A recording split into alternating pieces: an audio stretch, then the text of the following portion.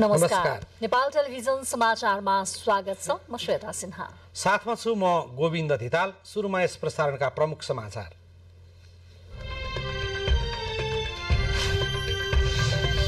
भोलि 8औं संविधान दिवस। गणतन्त्र, धर्मनिरपेक्षता, समावेशिता र संघीयताप्रतिको साझा प्रतिबद्धताको दस्तावेज जारी भएको दिन। इमानदार कार्यान्वयनको खाँचो। आन्दोलनरत शिक्षकहरूलाई वार्तामा आउन कार्यवाहक प्रधानमन्त्री खड्काको आग्रह। सरकारसँगको वार्ता अस्वीकार। संसदीय समितिसँग मात्र गर्ने शिक्षक महासङ्घको अडान। अरुन्धती सहित सप्तऋषिको पूजा आराधना गरी ऋषि पञ्चमी पर्व मनाइयो। सप्तऋषिको पूजा अर्चनासँगै तीज पर्व पनि सम्पन्न। भोलिदेखि सूर्यविनायकदेखि रत्नपार्कसम्म द्रुत बस सेवा सञ्चालन हुने। द्रुत बस सेवा सञ्चालनका लागि सडकमा छुट्टै लेनको व्यवस्था। भारत र क्यानाडा बीचको कूटनीतिक विवाद उत्कर्षमा। एकले अर्को देशका कूटनीतिज्ञ निकाले। क्यानाडामा भारत विरोधी गतिविधि बढेकोमा नयाँ दिल्लीद्वारा चिन्ता व्यक्त। र एसियन गेम्स अन्तर्गत आज भएको पुरुष भलिबलतर्फको पहिलो खेलमा नेपाल बहराइनसँग पराजित। दोस्रो खेल नेपालले भोलि इरानसँग खेल्ने।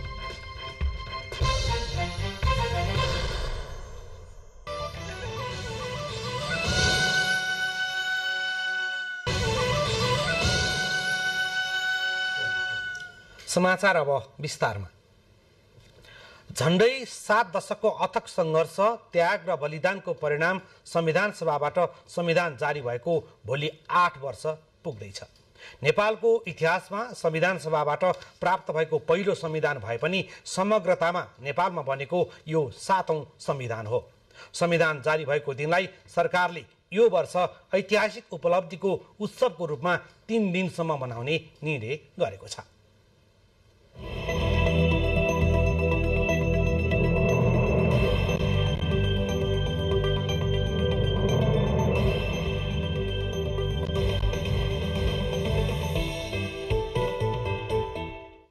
2072 साल असोज 3 गतेका दिन संविधान सभाले हर्ष उल्लासका साथ नेपालको संविधान जारी गर्यो।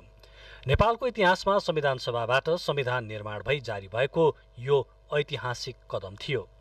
विश्व राजनीतिक इतिहासमै निकै कम मात्र भएको संविधान सभा मार्फत जनतालाई अधिकार सम्पन्न गराउने गरी संविधान जारी गर्न लामो सङ्घर्षको परिणाम हो नेपालको संविधान 2072। 7औं संविधानको रूपमा जारी भएको नेपालको संविधान 2072ले पटक पटक भएका राजनीतिक आन्दोलनबाट प्राप्त उपलब्धिहरूलाई संस्थागत गरेको छ।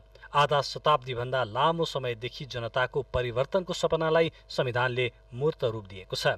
संविधानमा पहिलो पटक राखिएका संघीयता, गणतन्त्र, समावेशी र समानुपातिक व्यवस्था, धर्मनिरपेक्षता, महिला, आदिवासी जनजाति, मधेसी, दलित लगायतका अधिकारहरूले राज्य संरचनामा पछि पारिएका वर्ग, जाति, भाषा, समूह र क्षेत्रलाई राज्य शक्तिको मूलधारमा ल्याउन निकै महत्त्वपूर्ण भूमिका निर्वाह गरेको छ। संविधान जारी भएपछिको अवस्थामा पहिलो पटक राज्य शक्तिको सर्वोच्च पद राष्ट्रपतिमा मधेसी समुदायबाट डाक्टर रामवरण यादवको प्रतिनिधित्वले परिवर्तनको अनुभूति दिलाएको नेपाली समाजलाई त्यसपछिका वर्षहरूमा राष्ट्रपतिमा महिला, सभामुख महिला र महिला प्रधान न्यायाधीशको उपस्थितिले महिला सशक्तिकरणमा ठूलो योगदान पुर्याएको छ। तत्कालीन संवैधानिक समितिका सभापति डाक्टर बाबुराम भट्टराईको बुझाइमा सामन्ती राजतन्त्रको समूल अन्त्य गरी जनतालाई अधिकार सम्पन्न बनाउने संविधान आफैमा नयाँ नेपाल निर्माणका लागि आधारशिला बनेको छ। हामीले सबै मिलेर यसको चाहिँ रक्षा चाहिँ गर्नुपर्छ। कुनै पनि बहानामा यसलाई किन्तु परन्तु कमजोर पार्नु हुँदैन। म पहिलो कुरोमा यो चाहिँ जोडसाथमा भन्न चाहन्छु। समकालीन विश्वमा कन्टेन्टको हिसाबले नेपालको चाहिँ संविधानको जुन एउटा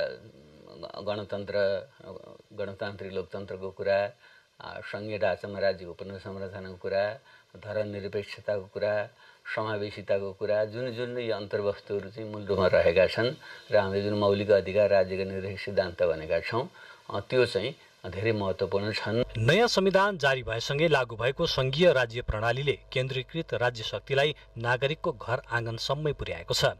सङ्घ, प्रदेश र स्थानीय सरकार सहितको 3 तहको राज्य संरचनाले गर्दा जनताले परिवर्तनको अनुभव गर्न पाइरहेका छन्।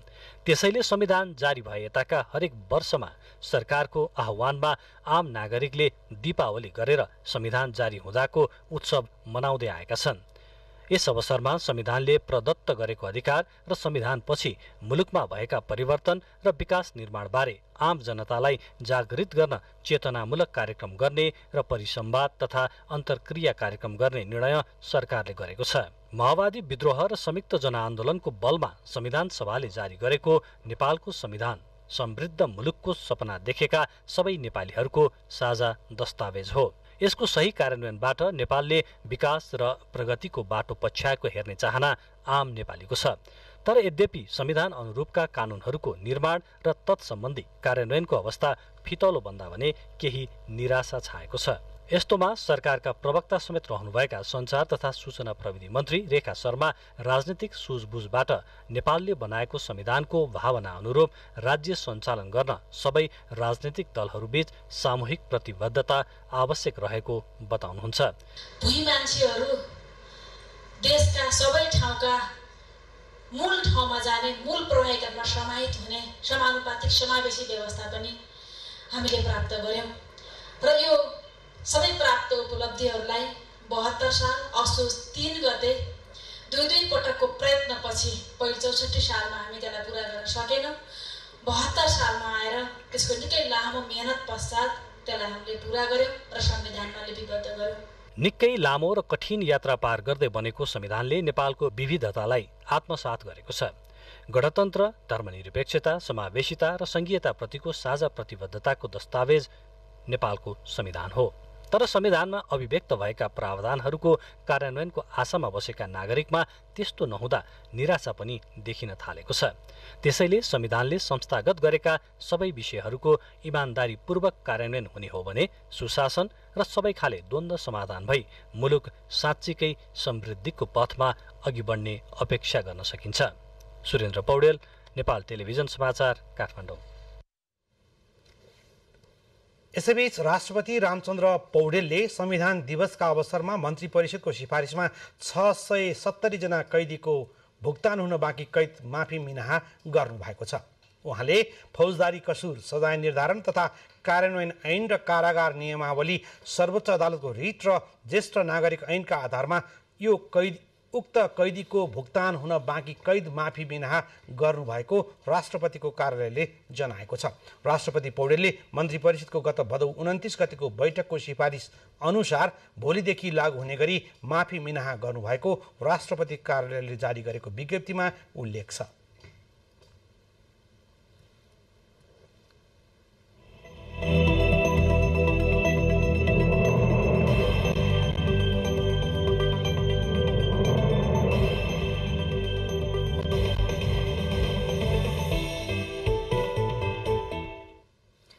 भोलि संविधान दिवस र सरकारको निर्णय अनुसार संविधान दिवस 3 दिन मनाइँदैछ। अब बाँकी समाचार। कार्यवाहक प्रधानमन्त्री तथा रक्षा मन्त्री पूर्ण बहादुर खड्काले आन्दोलनरत शिक्षकहरूलाई वार्ताको माध्यमबाट समस्या समाधान गर्न आह्वान गर्नुभएको छ। उहाँले शिक्षकहरूलाई के कुरामा असहमति छन् त्यस विषयमा बृहत छलफल गरेर टुङ्गो लगाउन सकिने बताउनुभयो। आज शिक्षा दिवसको अवसरमा आयोजित कार्यक्रमलाई सम्बोधन गर्दै कार्यवाहक प्रधानमन्त्री खड्काले अर्थतन्त्र सङ्कटमा भएका बेला अर्थतन्त्रले धान्न सक्ने र जायज मागहरूलाई सरकारले पूर्ण रूपमा सम्बोधन गर्न सक्ने बताउनु भएको हो। त्यस्तै संशोधनका लागि संसदमा पेश भएको शिक्षा ऐनमा शिक्षालाई हदैसम्म समावेशी बनाउन खोजिएको उहाँको भनाइ थियो। विद्यालय तहसम्मको भौतिक पूर्वाधार सुधार, पाठ्यक्रम परिमार्जन, अध्ययन अध्यापन पद्धतिमा सुधार, परीक्षा प्रणाली र नतिजा व्यवस्थापनमा सुधारका प्रयासहरू भइरहेका छन् र यसलाई अझ प्रभावकारी रूपमा अगाडि बढाउनु पर्ने आजको आवश्यकता हामीले महसुस गरेका छौँ। कार्यक्रममा देशभरिका विभिन्न 16वटा विद्यालयहरू तथा क्याम्पसहरूलाई पुरस्कृत गरिएको छ। कार्यक्रममा सार्वजनिक विद्यालयतर्फ 3, निजी लगानीका विद्यालयतर्फ 3, प्राविधिक शिक्षातर्फ 4, क्याम्पसतर्फ 3 वटालाई पुरस्कृत गरिएको हो। त्यस्तै समाज कल्याण शिक्षातर्फ 3 वटा शिक्षालय पुरस्कृत भएका छन्। नेपाल शिक्षक महासंघले सरकारसँगको वार्ता अस्वीकार गरेको छ। महासंघले पठन पाठन रोकेर आन्दोलन गर्ने घोषणा गरेपछि शिक्षा, विज्ञान तथा प्रविधि मन्त्रालयले संघलाई आज 3 बजे वार्तामा बोलाएको थियो। शिक्षा मन्त्रालयसँग पटक पटक सहमति भए पनि शिक्षा विधेयकमा सहमतिका विषयहरूलाई समावेश गर्ने सामर्थ्य मन्त्रालयले नराख्ने भन्दै आजको वार्तामा बहिष्कार गरिएको महासंघले जनाएको छ। विधेयक सदनमा दर्ता भइसकेकाले अब शिक्षा मन्त्रालय र मन्त्रीको पहलबाट मात्र समस्या समाधान नहुने निश्चित भएकाले आन्दोलनको विकल्प नरहेको शिक्षक आन्दोलन परिचालन समिति संयोजक नानुमाया पराजुलीले बताउनुभयो। संसदमा जान्छ, त्यहाँ विषयगत समितिमा छलफल हुन्छ, संशोधन प्रस्ताव राख्ने हो। त्यसैले अब पार्टीको चाहिँ प्रमुख सचेतकसँग हामी बस्यौँ भने उहाँहरूले सिफारिस गरेर पठाउनु भएको विषय समितिमा पार्टीले व्हिप जारी गर्यो भने संशोधन हुन्छ। यो राज्यले नेपालको शैक्षिक आन्दोलनको इतिहासलाई हेर्ने हो भने शिक्षकले आन्दोलन बिना केही पनि प्राप्त गर्न सकेका छैन। हामी अब सदनतिर पनि हाम्रो चाहिँ लबिङ कुरा उहाँहरूसँग गर्छौँ र सडक पनि गर्छौँ र सडकमा विद्यार्थी अभिभावकप्रति जुन क्षति छ त्यसको चाहिँ हामी बिदाको दिनमा, सार्वजनिक बिदाको दिनमा, म पनि एउटा विषयको शिक्षक हुँ, मेरो पनि एउटा विषय पढाउँछु, मेरो विषयप्रति मेरो कोर्स पुरा गर्ने जिम्मा त मेरो हो होइन। त्यसैले हामी पनि सचेत छौँ। हाम्रो माग पुरा नभएसम्म हामी के गर्छौँ? सडक आन्दोलन गर्छौँ। विद्यालय शिक्षा विधेयकप्रति असन्तुष्टि जनाउँदै शिक्षक महासंघले भोलिदेखि विद्यालय बन्द सहितको आन्दोलन घोषणा गरेको छ। भोलि संविधान दिवसको दिन पारेर राजधानीमा प्रदर्शनको तयारी गरिएको छ। प्रदर्शनका लागि महासंघले विभिन्न जिल्लाबाट हजारौं शिक्षकहरूलाई काठमाडौँ उतारेको छ। समाचारहरू बाँकी नै छन्, एकैछिन विश्राम। विज्ञापनपछि अब बाँकी समाचार। राष्ट्रपति रामचन्द्र पौडेलले गणेशमान सिंहले आफ्नो प्राणको समेत परवाह नगरी राणा शासन र पञ्चायत व्यवस्थाको विरुद्ध लडेको र त्यसैको फलस्वरूप अहिले लोकतान्त्रिक गणतन्त्र स्थापना भएको बताउनु भएको छ। राष्ट्रपति पौडेलले गणेशमान सिंहले लोकतन्त्र स्थापनाका लागि गरेको योगदानको सबैले सम्मानका साथ आत्मसात गरेको पनि उल्लेख गर्नुभएको छ। भक्तपुरको कटमुन्जी स्थित गणेशमान सिंह स्मृति वाटिका परिसरमा स्थापना गरिएको गणेशमान सिंहको पूर्ण कदको प्रतिमा अनावरण गर्नुहुँदै राष्ट्रपति पौडेलले अनेक कठिनाइका बावजुद पनि देश र जनताका लागि जेल नेल र प्रवासी जीवन भोग्नुभएका गणेशमान सिंह सत्ताको मोह त्याग गर्न सक्ने वीर योद्धा भएको उल्लेख गर्नुभयो। साधन होइन, राष्ट्र निर्माणको लागि जीवन समर्पित गर्ने आदर्श त्याग र निष्ठाको निष्काम कर्म हो भनेर प्रमाणित गर्ने गणेशमानजीको यही जीवन दर्शनको सन्देश हामीले वर्तमान र भावी पुस्तासम्म पुर्याउन सक्नुपर्छ। यो वाटिकाले गणेशमानजीको आदर्शपूर्ण जीवन सन्देशलाई भावी पुस्तासम्म जीवन्त राख्न मद्दत पुर्याउनेछ भन्ने मैले विश्वास लिएको छु। जनआन्दोलन 2046 को सर्वोच्च कमान्डर गणेशमान सिंहको 26औं स्मृति दिवसको अवसर पारेर गणेशमान सिंह स्मृति वाटिका तथा प्रतिमा स्थापना संरक्षण समितिले आयोजना गरेको कार्यक्रममा अर्थमन्त्री डाक्टर प्रकाश शरण महतले गणेशमान सिंह साहसिक र निडर नेता भएको बताउनुहुँदै उहाँले लोकतन्त्र प्राप्तिका लागि गर्नुभएको योगदानको स्मरण गर्नुभयो। सर्वोच्च कमान्डर गणेशमानजीको यो प्रतिमा यहाँ स्थापित छ र यो सबैको लागि प्रेरणाको स्रोत हुनेछ भन्ने मैले ठानेको छु। गणेशमान सिंहज्यूको विषयमा हामी धेरै परिचित पनि छौँ। कार्यक्रममा नेपाली कांग्रेसका नेता एवं स्वर्गीय गणेशमान सिंहका छोरा प्रकाशमान सिंहले गणेशमान सिंहको साहस र बलिदानले प्राप्त लोकतन्त्रको रक्षा र उहाँले देखाउनु भएको मार्गदर्शनको पालना गर्न सके मुलुक समृद्ध हुने विश्वास व्यक्त गर्नुभयो।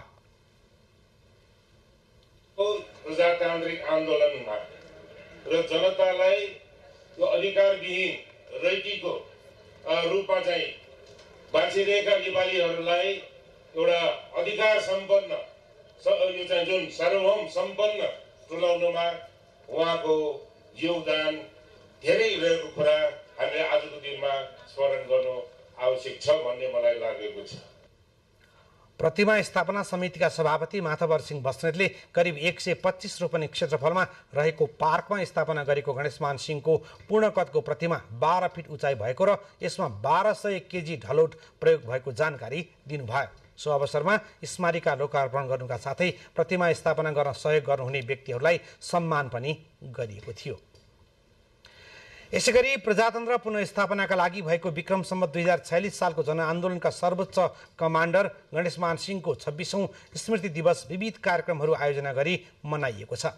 नेता सिंहको 26औं स्मृति दिवसका अवसरमा काङ्ग्रेसका भ्रातृ एवं शुभेच्छुक संस्थाले विभिन्न कार्यक्रमहरूको आयोजना गरे। यसै क्रममा गणेशमान सिंह फाउन्डेसनले काठमाडौँमा गणेशमान सिंहको शालिगमा माल्यार्पण गरेको छ। माल्यार्पण कार्यक्रममा काङ्ग्रेसका नेता प्रकाशमान सिंहले जनआन्दोलनका सर्वोच्च कमान्डर सिंहले देखाएको सुशासनको बाटोमा हिँडे जनता सुखी र देश समृद्ध हुने विश्वास व्यक्त गर्नुभयो। उहाँले कठोर सङ्घर्ष र बलिदानबाट प्राप्त उपलब्धि रक्षाका लागि सबै राजनीतिक दलहरूबीच सहकार्य आवश्यक रहेको जिकिर गर्नुभयो। नेपाललाई र नेपाली समाजमा यो चाहिँ जुन अधिकारैविहीन रैतीमा रहेको नेपाली जनतालाई अधिकार सम्पन्न सार्वभौम सम्पन्न तुल्याउनुको लागि उहाँले अनवरत रूपमा चाहिँ नेपाली राजनीतिमा त्याग र साहसको उच्च उदाहरणका रूपमा रहनुभएका सिंह सबैको निष्ठाको केन्द्र बन्न सफल हुनुभएको थियो। विक्रम सम्वत 2046 सालको जनआन्दोलन सफल भएपछि तत्कालीन राजा वीरेन्द्रले प्रधानमन्त्री बन्न गर्नुभएको आग्रहमा उहाँले आफ्ना समकक्षी नेता कृष्णप्रसाद भट्टराईलाई अघि सार्दै नेपाली राजनीतिमा त्यागको उच्च नमुना प्रस्तुत गर्नुभएको थियो। विक्रम सम्वत 1972 कार्तिक 24 गते काठमाडौँको क्षेत्रपाटी स्थित साक्षीबारीमा जन्मनुभएका नेता सिंहको निधन 2054 साल असोज 2 गते भएको थियो। नेपाली कांग्रेसको केन्द्रीय समिति बैठक 4 गते बस्दैछ। बैठक बस्नु अघि कांग्रेसभित्रका विभिन्न समूहहरू केन्द्रीय समितिमा उठाउने विषयमा छलफल गरिरहेका छन्। यस क्रममा नेता डाक्टर शेखर कोइराला समूहको बैठक काठमाडौँमा बस्यो। महामन्त्री विश्वप्रकाश शर्मा र केन्द्रीय सदस्य प्रदीप पौडेललाई पनि बैठकमा सहभागी हुन बोलाइएको थियो। समूहका अधिकांश नेताहरू उक्त बैठकमा सहभागी भए पनि शर्मा र पौडेल भने उपस्थित हुनु भएन। शेखर गगन समूहलाई बलियो बनाउने भन्दै महामन्त्री शर्मा र पौडेललाई आफ्नो समूहमा ल्याउनु पर्ने चर्को आवाज उठिरहेका बेला ती दुई नेता आजको बैठकमा उपस्थित नहुँदा समूहको आयतन अपेक्षाकृत नभएको देखिन्छ। तर उहाँहरू अनुपस्थित रहे पनि सहभागी सदस्यहरू बीच पर्सि बस्ने केन्द्रीय समितिको बैठकको एजेन्डाका बारेमा भने घनीभूत छलफल भएको केन्द्रीय सदस्य दिलेन्द्र प्रसाद बडुले जानकारी दिनुभयो। यसैगरी बैठकले कांग्रेस केन्द्रीय समितिले पारित गरेको कार्यतालिका प्रभावकारी कार्यान्वयन हुनुपर्ने निष्कर्ष निकालेको छ। छलफलमा महासमितिको बैठकबारे कुराकानी भएको थियो। यस्तै पार्टी अझै सशक्त बनाएर लैजाने र एक्लै चुनाव लडेर पनि बहुमतको सरकार बनाउन सक्ने तयारी अवस्थामा पुर्याउनु पर्ने भन्ने निष्कर्ष बैठकले निकालेको नेता बडुले बताउनुभयो। कार्य समिति यो कार्यतालिका कार्ययोजना सबैले सर्वसम्मतिले स्वीकार गरिएको त्यसको कार्यान्वयनको अवस्था के रह्यो, त्यहाँ के कुराको कमी रह्यो, त्यसलाई कसरी सुधार्ने यो समीक्षाको विषय हो पनि त हो नि। त्यसकारण यो साझा कुराहरू एउटा ग्रुप विशेषको विषय भन्नुभन्दा पनि साझा एजेन्डाहरूमा हाम्रो छलफलको निमित्त हामी आज नेकपा एमालेका अध्यक्ष केपी शर्मा ओलीले सबै पार्टीहरू मिलेर देशको समस्याहरूको समाधान गर्नुपर्ने बताउनु भएको छ। आज पार्टी कार्यालय च्यासलमा आयोजित संविधान सभाका अध्यक्ष स्वर्गीय सुभाष चन्द्र नेवाङको स्मृतिमा आयोजित सुभाष र संविधान विषयक प्रवचन कार्यक्रममा ओलीले सबै एकजुट हुनुको विकल्प नभएको बताउनु भएको हो। देशमा सुशासन ल्याउनका लागि एमाले प्रतिबद्ध रहेको उल्लेख गर्दै अध्यक्ष ओलीले राष्ट्रिय एकता खलबलाउन गरिने कुनै पनि क्रियाकलाप पार्टीका लागि मान्य नहुने स्पष्ट पार्नुभयो। अध्यक्ष ओलीले तत्कालीन अवस्थामा संविधान जारी नगर्न नेमवाङलाई दबाव आएको भए पनि बलियो अठोटका कारण संविधान जारी भएको स्मरण गर्नुभयो।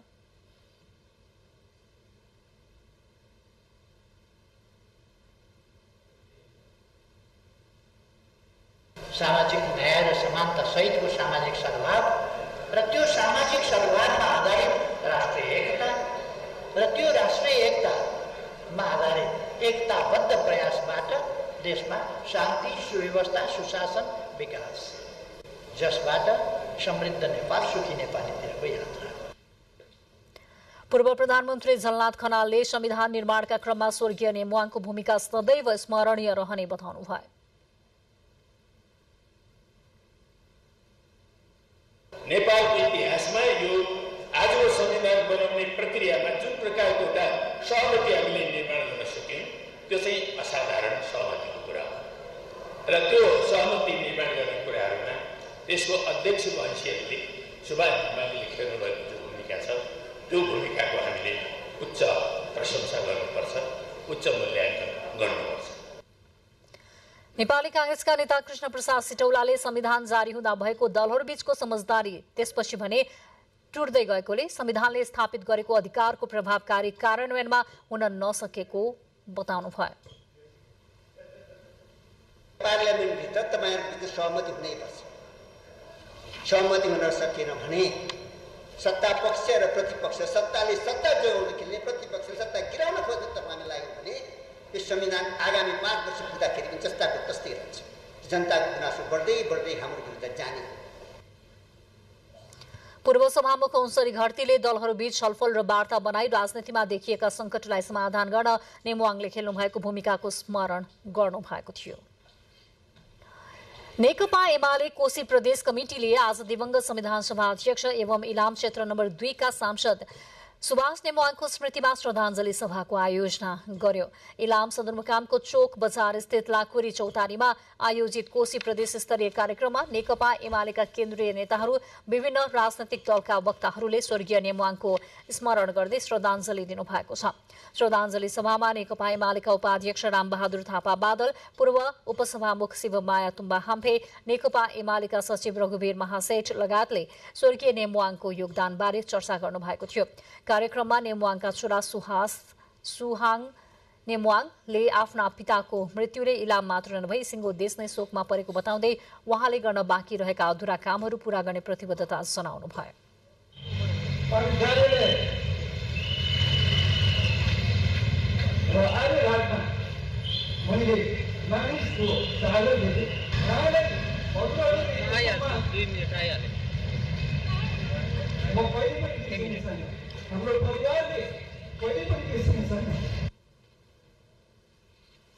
समाचारहरू बाँकी नै छन्, एकैछिन विश्राम।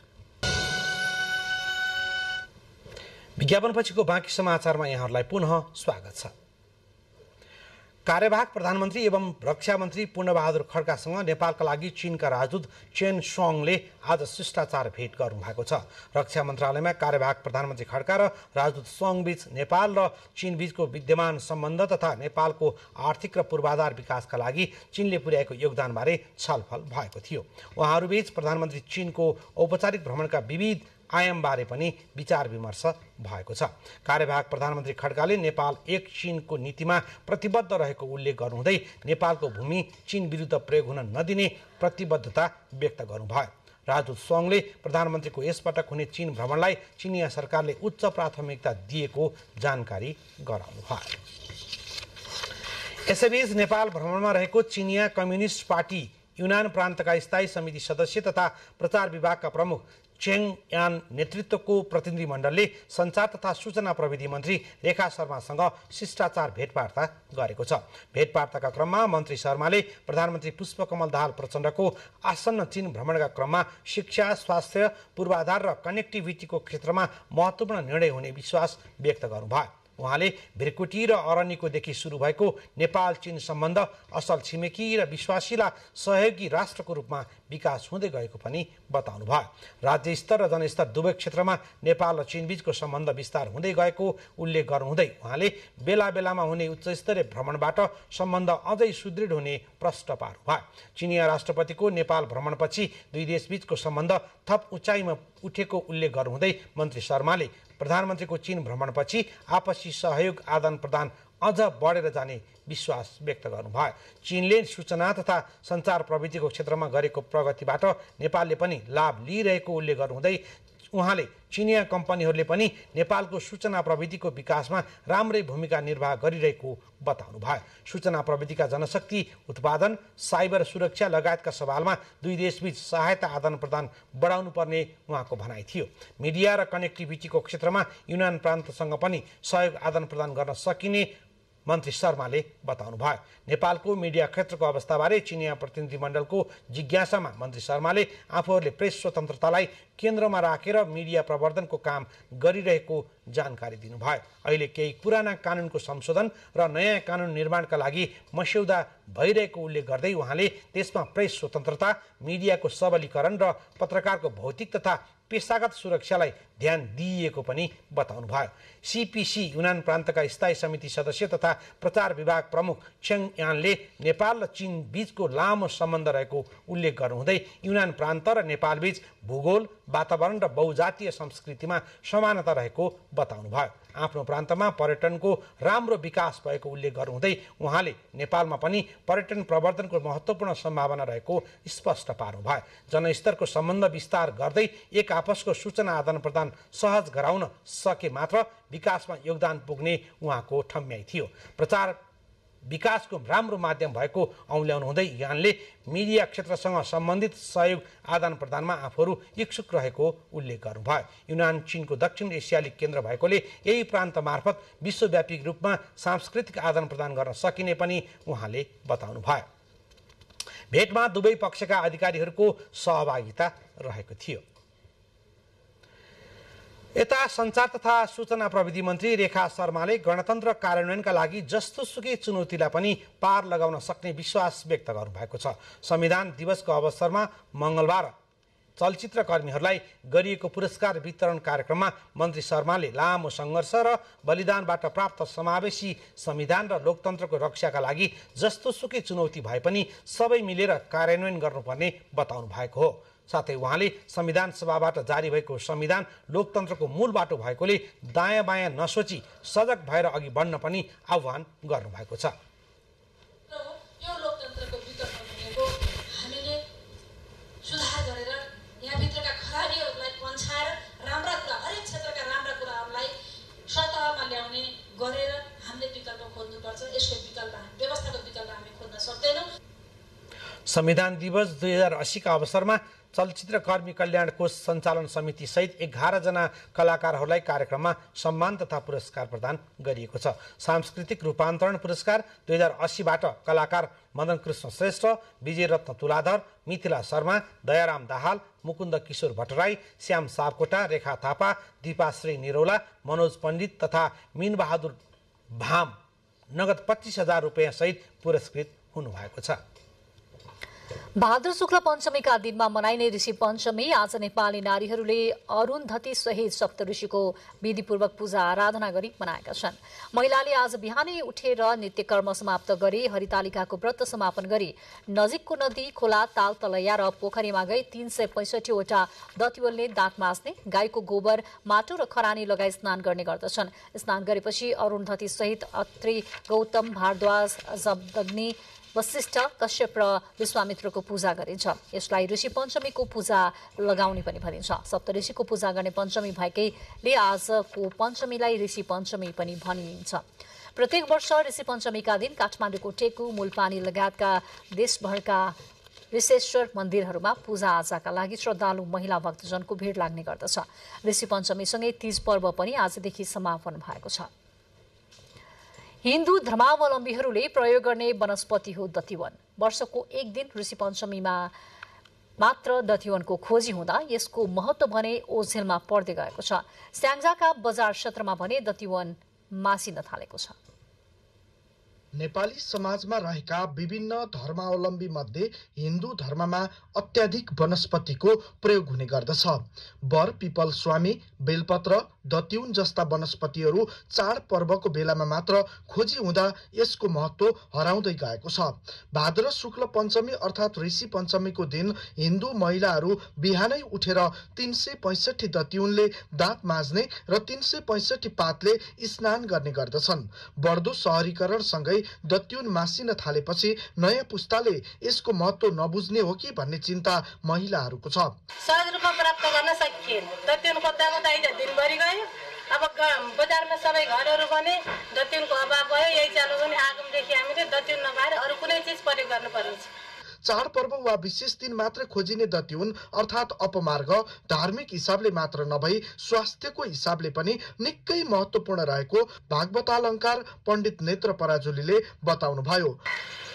दतिउन भनेको एउटा धार्मिक हिसाबले मात्र नभएर यो वैज्ञानिक हिसाबले पनि हाम्रो मानवको स्वास्थ्यसँग जोडिएको एउटा औषधि हो र शरीरको शुद्धताका निमित्तमा पनि यो अत्यन्त महत्त्वपूर्ण छ। महिलाहरूलाई रजस्व लाउँदा स्वास्थ्यमा ध्यान दिनुपर्ने चेतनाको रूपमा दतिउनको प्रयोग गरिन्छ। अपमार्गको झारले मृगौलाको पत्थरी, यसको बीजले मस्तिष्क रोग निको हुने विश्वास छ। यस्ता वनस्पति वर्षमा एक दिन खोजेर पूजा आचा गर्ने मात्र होइन, यसको महत्त्व बुझाएर संरक्षण गर्नुपर्ने जानकारहरूको बुझाइ छ। बजारीकरण सँगसँगै यसको उत्पादनमा हामीले ख्याल गर्नुपर्दछ भन्ने मलाई लाग्दछ। धार्मिक हिसाबले मानिने औषधीय गुण भएका वनस्पतिहरू मासिन थालेका छन् भने ओझेल र पहिचानको पर्खाइमा रहेका जंगली वनस्पतिले न्याय पाउन सकेका छैनन्। राज्यले यस्ता वनस्पतिको संरक्षणमा चासो लिन आवश्यक देखिन्छ। सुशील सुवेदी, नेपाल टेलिभिजन, गण्डकी प्रदेश, स्याङ्जा। बुलेटिनमा प्रमुख समाचार पुनः एकपटक।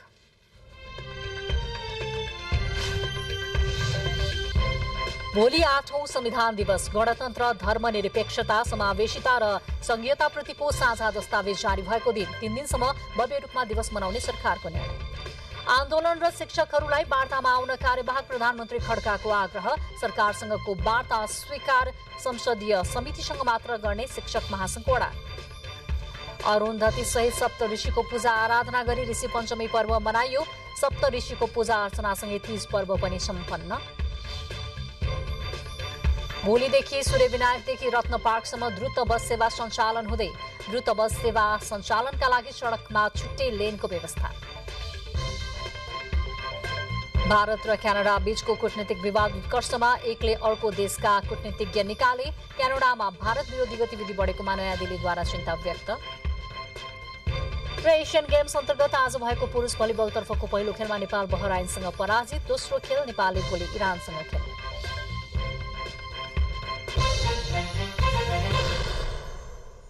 अब बाँकी समाचारहरूको सिलसिला।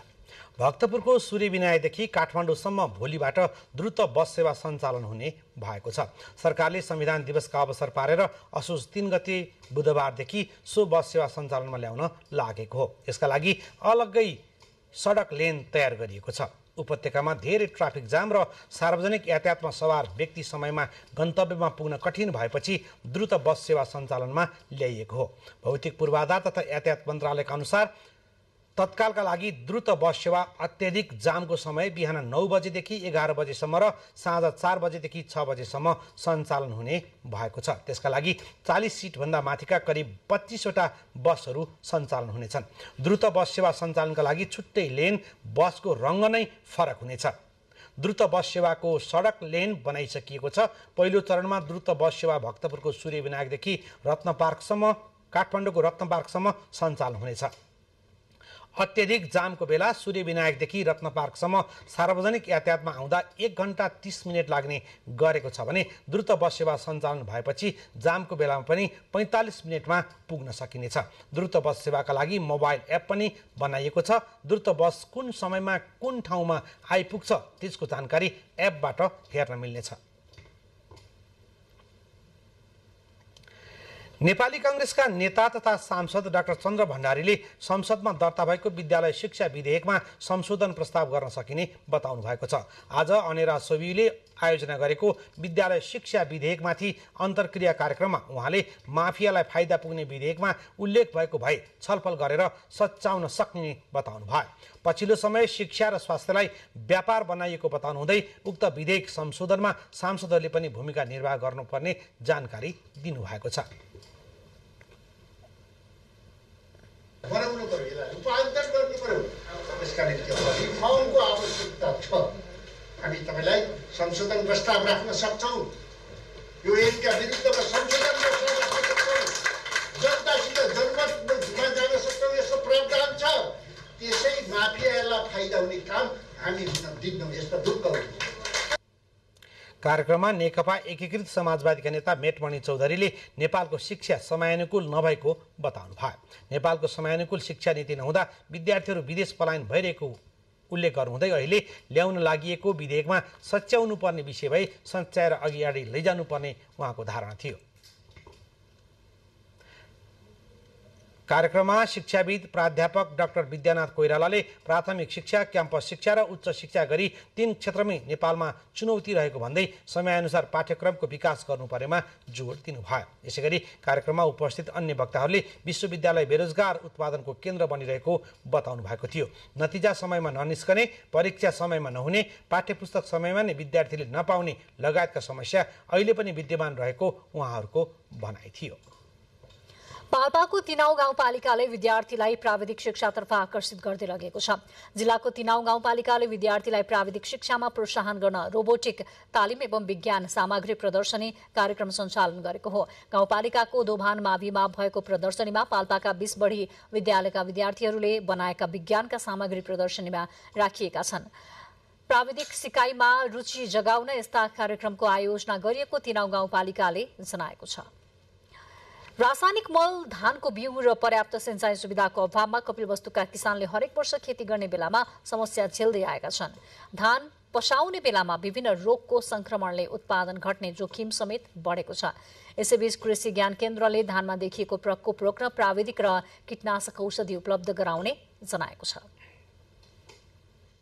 अन्नको भकारी उपनामले परिचित कपिलवस्तु लगायत तराईका किसानले धान रोप्ने बेलामा मल बिउ र पर्याप्त मात्रामा सिंचाई सुविधा नपाउनु अब नौलो विषय नै रहेन। हरेक साल कपिलवस्तुका किसानले असार मासमा मल बिउ र सिंचाई अभाव झेल्दा दिक्क भएर सम्बन्धित निकायमा ढोका ढकढक्याउँदा पनि सुनवाई नभएपछि उनीहरू आजित भएका छन् नै।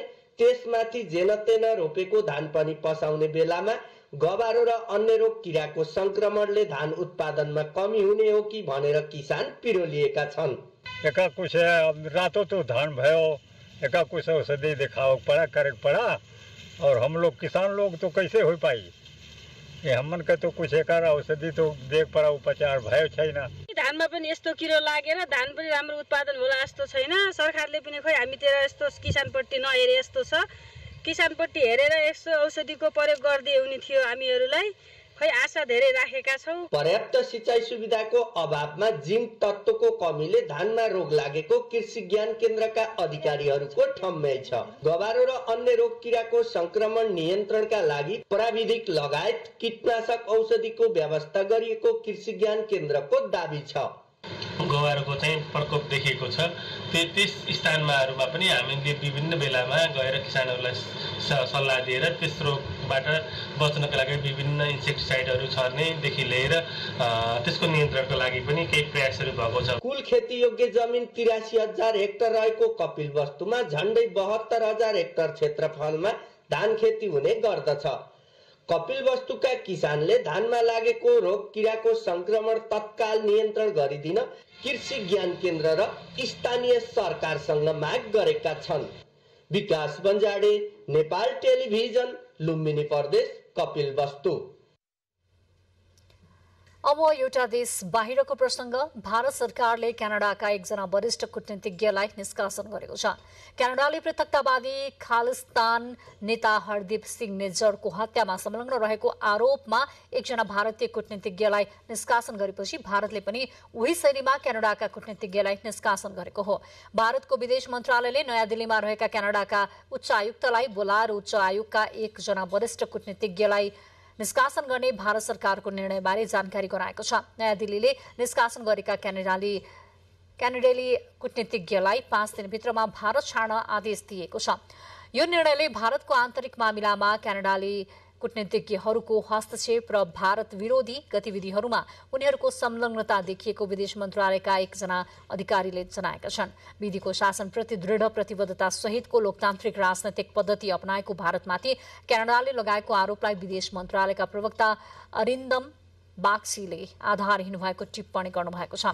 क्यानाडाका प्रधानमन्त्री जस्टिन ट्रुडोले संसदको आकस्मिक बैठकमा हरदीप सिंह निज्जरको हत्यामा नयाँ दिल्ली संलग्न रहेको आरोप लगाउनु भएको थियो। यसैबीच क्यानाडा स्थित कार्लटन विश्वविद्यालयका प्राध्यापक एवं विदेश नीति विशेषज्ञ विवेक देहेजियाले क्यानाडाका प्रधानमन्त्री ट्रुडोले भारत विरुद्ध आधारहीन आरोप लगाएको र त्यसको विश्वसनीयता शून्य प्राय भएको टिप्पणी गर्नुभएको छ।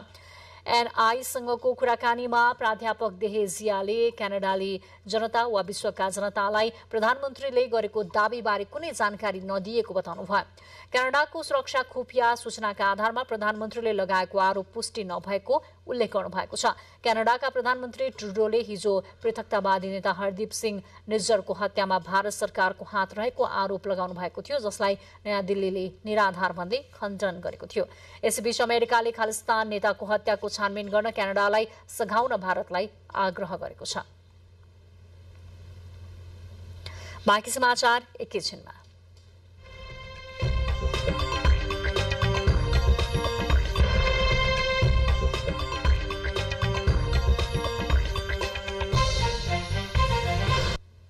अब आर्थिक समाचारको पालो।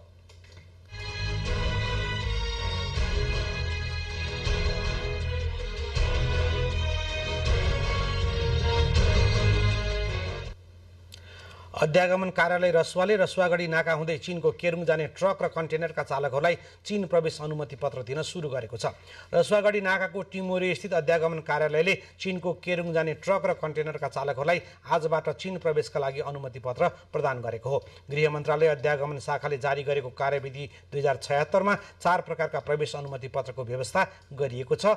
उक्त कार्यविधिमा सवारी चालक प्रवेश अनुमति पत्र, कामदार प्रवेश अनुमति पत्र, व्यवसायी प्रवेश अनुमति पत्र र एक दिने प्रवेश अनुमति पत्रको व्यवस्था रहेको छ। यसअघि कार्यविधि कार्यान्वयन नहुँदा करिब 1000 वटा ट्रक कन्टेनरका चालकहरूले रसुवागढीको टिमुरेसम्म सवारी साधन पुर्याएर चीन प्रवेश अनुमति पत्र भएका रसुवा जिल्लावासी चालक खोजेर केरुङसम्म सामान लैजान 15,000 रुपियाँ तिर्नुपर्ने अवस्था थियो। यसअघि रसुवा जिल्लावासी चालक खोजेर 24 किलोमिटर दूरीमा रहेको केरुङका लागि 15,000 तिर्नुपर्ने अवस्था थियो। यति छोटो दूरीमा पनि महँगो पैसा दिएर अपरिचित व्यक्तिको जिम्मामा सामान लगाएर केरुङ पठाउनु पर्ने जोखिम अन्त्य भएको नेपाल ट्रक कन्टेनर ढुवानी सेवा लिमिटेडका अध्यक्ष अर्जुन बहादुर सापकोटाले बताउनु भयो। यो निर्णयको कार्यान्वयनसँगै रसुवा र तातोपानी नाकाबाट सामान ढुवानी गर्ने करिब 3000 मजदुरले राहत पाउने ट्रक कन्टेनर ढुवानी सेवा प्रणालीले जनाएको छ।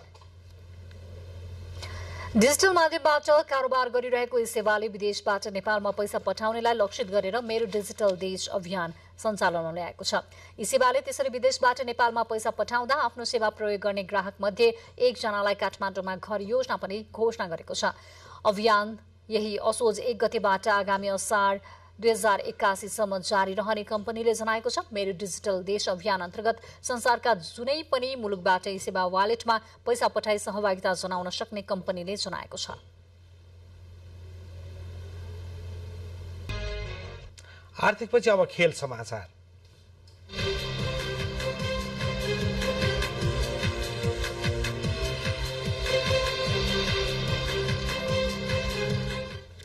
एशियन गेम्स अन्तर्गत पुरुष भलिबल तर्फको पहिलो खेलमा नेपाल पराजित भएको छ। आज भएको खेलमा नेपाल बहराइनसँग 3-1 सेटले पराजित भएको हो। नेपालले आजको खेलमा पहिलो सेट 25-20 ले आफ्नो पक्षमा पारेको थियो, तर लगातार 3 सेटमा पछि परेसँगै नेपाल पराजित भयो। बहराइनले दोस्रो सेट 25-20, तेस्रो सेट 25-18 र चौथो सेट 25-15 ले जितेको थियो। नेपालले दोस्रो खेल भोलि इरानसँग खेल्ने तालिका छ। इरानसँगको खेल पनि हारेमा नेपाल प्रतियोगिताबाट बाहिरिनेछ। चीनको हाङझाउमा आउँदो शनिबार एसियन गेम्सको उद्घाटन हुने भए पनि भलिबल सहितका केही समूहगत खेल भने आजबाट नै सुरु भएका हुन्। अखिल नेपाल फुटबल संघ एन्फाले बिहिबारदेखि काठमाडौँको दशरथ रङ्गशालामा सुरु हुने साफ अन्डर-19 च्याम्पियनसिपको सम्पूर्ण तयारी पूरा भएको जनाएको छ। एन्फाले आज दशरथ रङ्गशालामा पत्रकार सम्मेलनको आयोजना गर्दै च्याम्पियनसिपको सम्पूर्ण तयारी पूरा भएको र भोलिसम्ममा सम्पूर्ण टिम आउने जनाएको हो। प्रतियोगितामा नेपाल, पाकिस्तान, श्रीलङ्का, भारत, बंगलादेश र मालदिव सहभागी हुँदैछन्। नेपाल रहेको समूह ए मा पाकिस्तान र मालदिव छन्। समूह बी मा भारत, बंगलादेश र भुटान रहेका छन्। प्रतियोगिता असोज 13 गतेसम्म सञ्चालन हुनेछ। नेपालले बिहिबार पाकिस्तानसँग खेल्दै प्रतियोगिताको सुरुवात गर्नेछ। दोस्रो खेलमा सोमबार मालदिवसँग खेल्नेछ।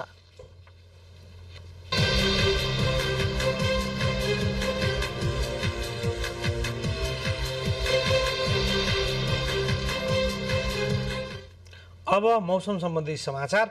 देशभर आज आंशिकदेखि सामान्य बदली रही कोशी, बागमती र लुम्बिनी प्रदेशका केही स्थानहरूमा र बाँकी प्रदेशका थोरै स्थानहरूमा मेघगर्जनसहित हल्कादेखि मध्यम वर्षाको सम्भावना रहेको मौसम पूर्वानुमान महाशाखाले जनाएको छ। अब मौसम सम्बन्धी थप विवरण।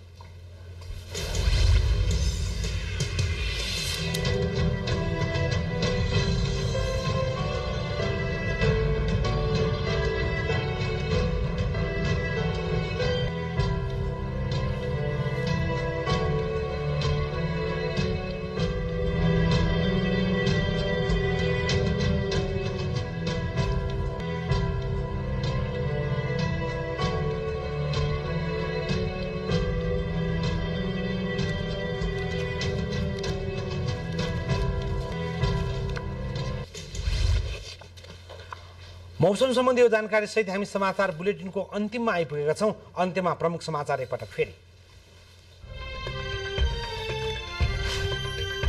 भोलि 8औं संविधान दिवस, गणतन्त्र, धर्मनिरपेक्षता, समावेशिता र संहिताप्रतिको साझा दस्तावेज जारी भएको दिन। 3 दिनसम्म भव्य रूपमा दिवस मनाउने सरकारको निर्णय। आन्दोलनरत शिक्षकहरूलाई वार्तामा आउन कार्यवाहक प्रधानमन्त्री खड्काको आग्रह। सरकारसँगको वार्ता अस्वीकार, संसदीय समितिसँग मात्र वार्ता गर्ने शिक्षक महासङ्घको अडान। अरुन्धती सहित सप्तऋषिको पूजा आराधना गरी ऋषि पञ्चमी पर्व मनाइयो। ऋषि पञ्चमीको पूजा अर्चनासँगै तीज पर्व पनि सम्पन्न। भोलिदेखि सूर्य विनायकदेखि रत्नपार्कसम्म द्रुत बस सेवा सञ्चालन हुने। द्रुत बस सेवा सञ्चालनका लागि सडकमा छुट्टै लेनको व्यवस्था। भारत र क्यानाडा बीचको कूटनीतिक विवाद उत्कर्षमा, एकले अर्को देशका कूटनीतिज्ञ निकाले। क्यानाडामा भारत विरोधी गतिविधि बढेकोमा नयाँ दिल्लीद्वारा चिन्ता व्यक्त। र एसियन गेम्स अन्तर्गत आज भएको पुरुष भलिबलतर्फको पहिलो खेलमा नेपाल बहराइनसँग पराजित। दोस्रो खेल नेपालले भोलि इरानसँग खेल्ने।